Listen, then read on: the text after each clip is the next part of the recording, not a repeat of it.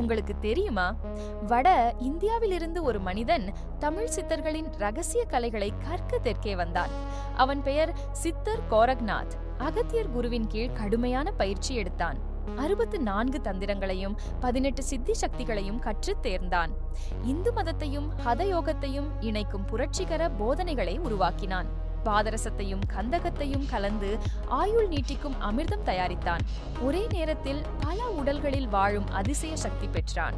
ஆனால் அவனது மறைவு மிகவும் மர்மமானது. சாட்சிகள் சொல்கிறார்கள், அவன் ஒளியாக மாறி மறைந்து விட்டான். பின்னால் விட்டுச் சென்றது அவனது எழுத்துக்கள் மட்டுமே. அந்த போதனைகள் ஆசியா முழுவதும் ஆன்மீக பாரம்பரியங்களை பாதித்தன. இதுதான் சித்தர் கோரக்நாத்தின் அற்புத கதை.